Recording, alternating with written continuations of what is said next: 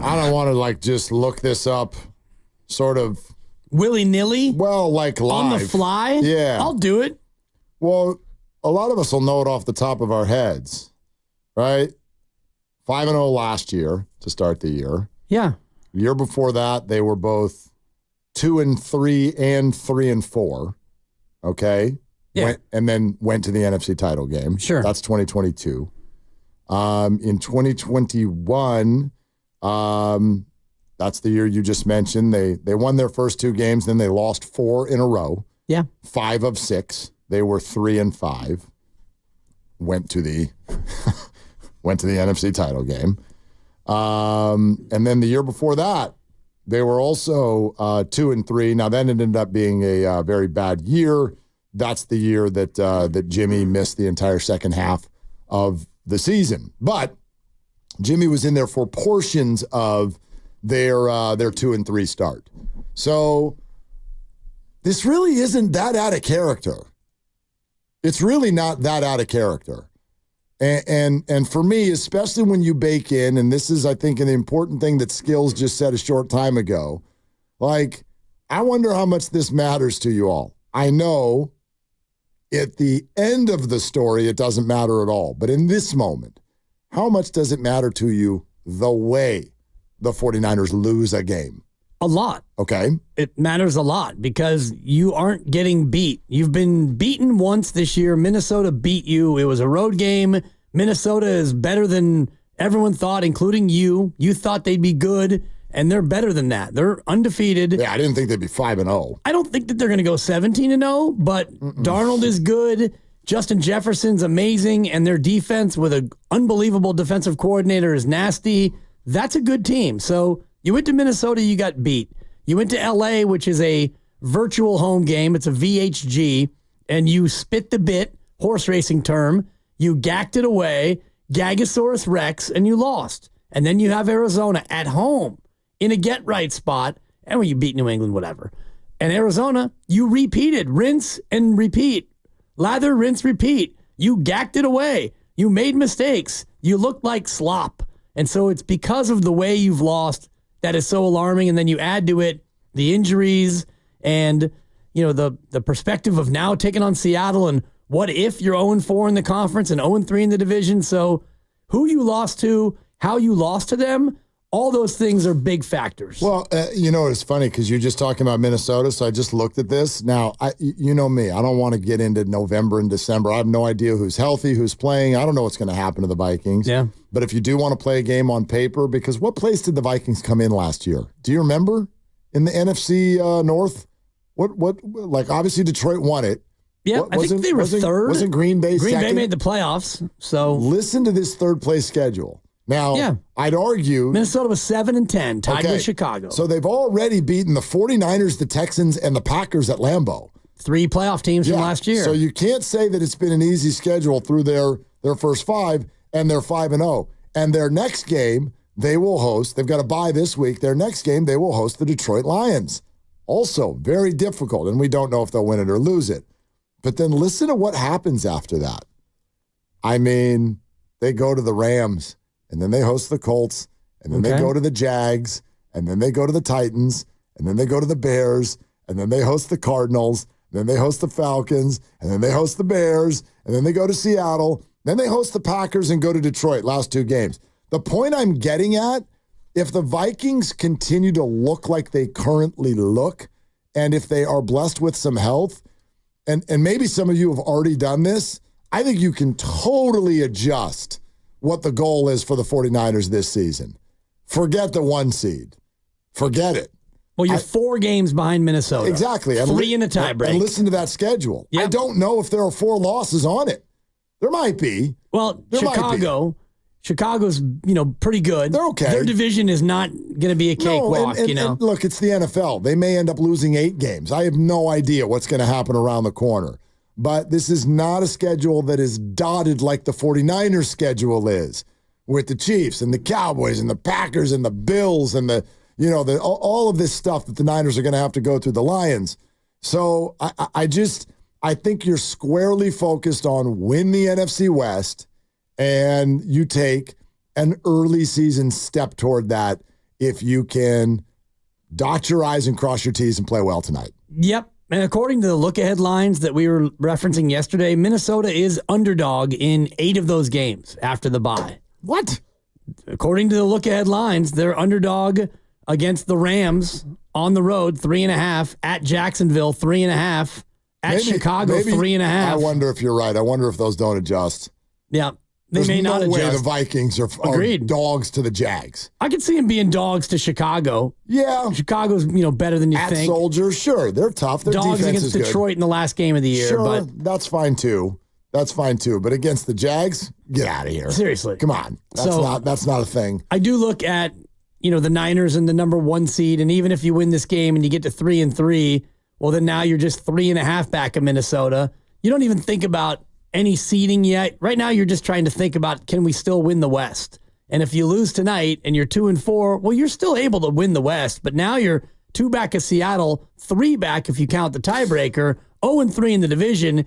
It becomes a little bit more difficult in all the tiebreakers. No doubt. You know the word that's just like bouncing around in my head right now, like a caged animal? The word is trust. It's bouncing around in my head. And I'm curious because maybe this is the conversations that you and I have directly had the honor of having like we do each week, people who really like were in the game or are in the game or whatever.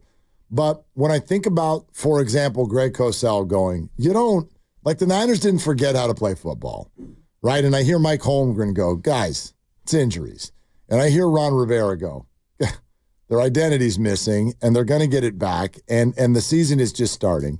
And then you look at all the times the 49ers have started 2-3 or 3-5, and then you look at all the times they've gone to Seattle with a lot on the line just the last 3 or 4 years. The same thing has happened every time. Yet my feeling in this moment is there are a lot of people out there that don't trust that the 49ers are okay or that they're going to figure it out or that this is going to take a positive turn.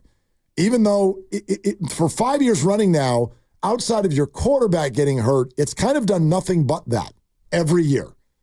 That's like the only thing the 49ers have done. But last year, everyone was healthy, and including your quarterback, who didn't miss a game, and you had McCaffrey was healthy. Debo missed a game. McCaffrey missed, 1 game? Trent missed 1 game. I don't even think McCaffrey... No, Trent missed a game. Well, Debo missed a game. Yeah, that's it. Christian missed a game because at the end of the year, they pulled everybody. Right. Yeah. Dre and Fred and Nick, all the one-name guys, they all were healthy, and this year you're not healthy. But that's just last year. They've dealt with stuff like this before. They've certainly dealt with stuff like this before. Yeah, and they've had seasons where they played better down the stretch, and so it's not about trust. They might do it if they get healthy.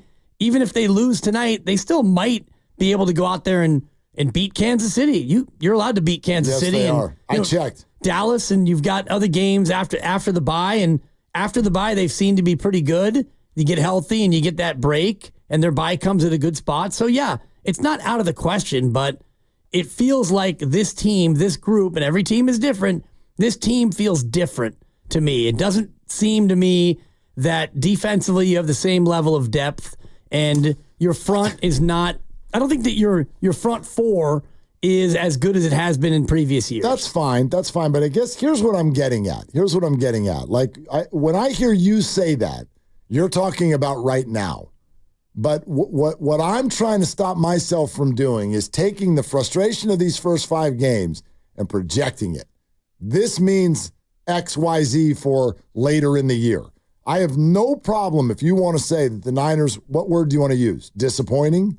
Do you want to use ineffective? Do you want to use concerning? Do you want to do any of that? But here's what I would push back against. And I know the guys played a lot of the sound on Steiny and Goo. Ben Solak joined them earlier today. And who's Ben Solak? Ben Solak, NFL analyst. Okay. I mean, you said it like I should have known who that was. Not you. I'm not trying to be like an annoying partner. I'd never heard of Scott Zolak, I know. Scott Zolak, he screams things. Yes, Scott Zolak screams things in Patriot games. Right. He's the one who goes, Jupiter! Show ponies! all that stuff. Like all that stuff. Yes, thank you. Yeah, thank you for checking me, because I'm sure plenty of you are like, who's Ben Zolak? He joined ESPN in 2024 as a national NFL analyst. National NFL analyst with ESPN, Ben Zolak. Okay, so the guys had him on, and listen to what, to me, sounds like you're pulling out a Sharpie and defining the 49ers by these first 5 games. Here's the nature of things. It's the NFL. It's not for long. That's what the letters stand for. It is so hard to be good year over year. And Niners fans know this because Kyle's been excellent and the offense has been great, but they have these 8-8 years. They have their injury years where they go 4-12, right? Like, it's really consistent. It's really hard to go to the Super Bowl, lose, and then just be back at the top of the NFC the very next year. Like, the elite quarterbacks can do it, but if you don't have an elite guy, then it's just really challenging. Some cracks start to show in the facade a little bit. So for me, I think the Niners are a playoff team. I don't think they're an NFC powerhouse, and I think that the NFC is largely a mess right now. I don't know if anybody's an NFC powerhouse, so maybe they get hot late down the season and make another run, but this isn't the same team that they were, I think, last year or a couple of years ago. I think that you're starting to see just the attrition of trying to hold together one roster and pay everybody. You're starting to see that accumulate on them. Huck Tua, I spit that out. Oh, look at you. That is, first of all, that's riddled with inaccuracies. And second of all, what's his opinion about the quarterback? Well, he said they have all these 8-8 years. And then no, they don't. They've never gone 8-8. They've never gone 8-8. They have 6-10. They have been bad when they lost their quarterback. Period. Moving on. Well, they were bad early. And then he's certainly indicating, now, if you want to be good every year, that's for teams that have an elite quarterback. Yeah, and that's what bugs you. Ben, I'm sorry, what are you saying? Please expand. You know what he's saying. Well, he's saying that Brock Purdy is not an elite quarterback. And therefore, I am going to push back, and I am going to reject the opinion that he's throwing out there. He is stating that this should have been expected, that a regression is the way it works in the NFL. The NFL stands for not for long, which is a fun phrase that everyone likes to use, but I can give you all kinds of examples to the opposite. What do you mean the NFL stands for not for long? There are a bunch of teams that go through a decade of playing very well. Well, forget a decade. I mean, sometimes 2. It's not even about a decade. It's about 3 years or 5 years, whatever you want to look at. And since 2022, the Niners have the 3rd best record in football. They're 27-12 in the last 3 years. And the Chiefs are 30-9. So wonder why. Yeah, good quarterback. The Eagles are 27-11 and the Bills are 27-11. I guess maybe this is what I'm saying. If you're in the NFL and you have who you think is pick your number. You want to do top 7, you want to do top 9, whatever. If you've got a really good quarterback. Yeah, forget the rankings. Whatever, it doesn't even matter. Doesn't matter. If you've got a really good quarterback and he plays all the games, then you win most of your games. Period. Look around the league. When are the Ravens are not going to be as good? Yes, they are. Yes, they are. 26-13. The Ravens are going to be fantastic. The Chiefs are 5-0. Wow, the Texans are in first. Who saw that coming? The Bills are in first. No way. You don't say. Like, the 49ers have one of those guys. You can argue that, and I know plenty of you will, but that's my thought. The Falcons are suddenly better this year. What happened? What happened? They brought in a good quarterback. Like, that's all the Niners need is for Brock Purdy to play all the games.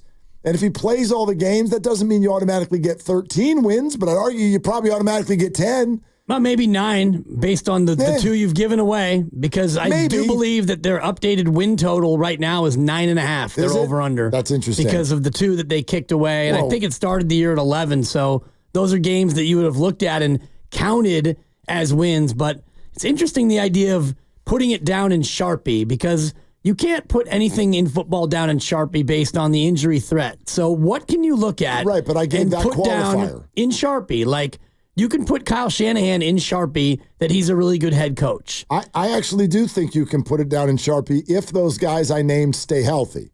So, yes. Well, that's you're why right. you can't put it in Sharpie, in my opinion. But that was the statement I made, was if those guys that I just all named, those teams, if their quarterback plays 17 games, you're going to the playoffs.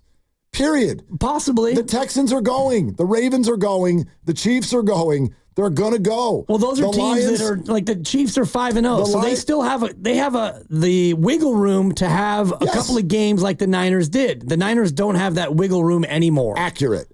But what I'm getting at is this is a longer haul than what it feels like in this moment, and to the point that Ben is making, which is essentially, hey, nothing lasts in the NFL. Should have known. Niners aren't going to be as good. I'm sorry, Ben. I don't agree. There's something absolutely that lasts every time in the NFL. If you have a really good quarterback and he plays all the games, you go to the playoffs. Look at the Bengals.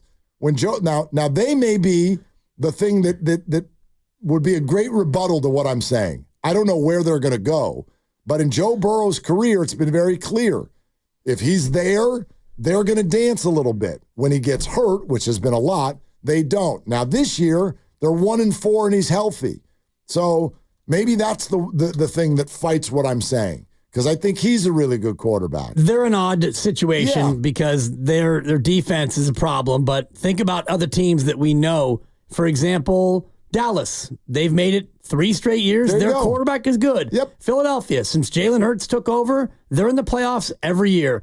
Josh Allen in Buffalo, they're in the playoffs every year because he is a really good quarterback. We know about Mahomes, and you look at these other teams, including tonight's opponent, Seattle, where Geno's good, but he's not in that group. Good-ish. He's good-ish. Yeah. And, C.J. Stroud is a guy, if he looks to be this good, they're going to make the playoffs every year. And Kirk Cousins is a great one because now he's in Atlanta, and they've been elevated, and he was really good in Minnesota, and Jordan Love's another one where it looks like they might be a regular playoff participant because he is also very good. I mean, I probably shouldn't speak in the total absolute that I was. It's not automatic that you go to the playoffs, but to sort of go against what Ben is saying, usually you do. Like, yes, there are outliers. Maybe Burrow's not going to make it this year, and Kirk Cousins didn't make it every year, and he's someone that's sort of like, right? He's a tweener anyway. 6 years in Minnesota, he was 2 for 6 in playoff appearances. Yeah, so I mean, and he's a tweener anyway. I know some people don't think he's an elite quarterback, at least not at night or whatever. But the point is I disagree with this idea that teams just like they've got a 2 or 3 year window and then it's over. I disagree. No, the window's as big as your head coach and your quarterback. Totally. That's your window. And if you are a believer in these two guys that the Niners have, and I obviously am, it is my belief that the 49ers should be dancing in some form of relevance every year. Like the 49ers in this moment, as maddening as this year has been so far, do they not sort of like, I don't know. Do they not have your trust? Do you not believe that this is going to take some sort of a positive turn? They do have my trust, but if the trust was at 100 before the year, it's probably at a 90 or 91 now. Some of the trust has been eroded by some of the things that we've seen. You have a special teams unit that is a mess. You've got a red zone offense that is struggling. You've got a defensive coordinator who hasn't yet found his stride, and you've got 2 bad losses out of your first 5 games. So can the trust be built back up? Of course. It's like a stock on the stock market. It goes up and it goes down. And right now, Shanahan's stock is still high, in my opinion, but it has slipped a little bit from where it was before the year started. And I guess the point I'm making is also a broader one, which is I just don't agree that the NFL is not for long. I agree that the NFL is not for long if you're talking about your health, if you're talking about your average career length, your team's loyalty, you know what I mean? Like there's a number of ways we can do it, but I don't buy the idea that if you're good, it only lasts for 3 years and then you're not good because it's the NFL. No, I don't think that that's the case at all. No, and it all depends on a number of other factors. And I think the Cincinnati example is a good one because the structure of ownership and front office, I don't think is very good. And the head coach, Zack Taylor, I thought that he was one of these wonderkins, but he has not shown a great ability to win a lot of these games. I still don't know what to make of him. There's certain guys. That's the thing. McDermott in Buffalo is another one where I'm like, okay, like you guys are good-ish. You're good. You're good. You're a factor. You have great quarterbacks. But I still don't know, like, you know what I mean? A lot of coaches. If you gave me John Harbaugh, Jim Harbaugh, Andy Reid, Kyle Shanahan, Sean Payton, Mike Tomlin. There are guys where I'm like, oh, I know what they try to do. I know what their identity is. I know who they are. I know the way they go about their business. Zack Taylor, Sean McDermott. Yeah. They've been here for a while. I don't feel like I know the first thing. No, and Zack Taylor is a great offensive mind, yet he's got a couple of wild cards on the offense, and defensively they never seem to be very good. And so if Burrow and Jamar and company and Higgins and all the rest of the fellas, if they aren't totally popping in their A game, they lose games. And Shanahan, I think, is cut from a different cloth where he can go out there and he can beat you 17-16 based on the way he likes to design offense. And Cincinnati tries to beat you 38-35. They want to lean on their offense, as they should. They've got great offensive players, but this is another reason where as much as we make fun of Dan Campbell because of opening press conferences or coming to Levi Stadium and just playing way too loose with your decisions. We're going to bite a kneecap off. All that stuff. All that said, I would still, I'd go to bat for Dan Campbell all day. Of course. I know more about that guy in a year and a half than I do about more than half the coaches in the NFL. Doesn't matter if you have one ass cheek and 3 toes. I will beat your ass. There you go. That's how you get an Applebee's commercial. Like they have an identity. He changed the culture. Yeah. It's the hardest thing to do, right? He changed the culture. Come on, Deese. Think about Deese nuts. Robert Saleh in New York. I don't know if he tried to change the culture, but he went in there with a certain approach, and when the quarterback came in, they clearly were not on the same page culture-wise, and now he's gone. Well, he brought in a culture killer, and they did exactly what the Niners did with Trey Lance and didn't have the emergency break glass situation the Niners had with Brock Purdy. They drafted Zach Wilson, and he's no good. Yep. So then they had no choice but to sign up for the culture killer. And guess what? They killed the culture. Well, not yet. They're 2-3, and I think that the team is going to be better now, but he killed the coach, that's for sure. I don't know if he killed the culture. Well, wasn't Hackett his hand-picked play caller? Right, Hackett's still there on the staff. But he's just not calling plays anymore. Right, but he's his hand-picked play caller. He's already lost the role. There you go. And again, you talk about culture and organization and fit, and you've got an owner in New York who is not a very good owner and a GM who traded picks unnecessarily to bring in Rodgers, and the culture and the structure here is far more stable. No doubt. So that's another thing you can put in Sharpie.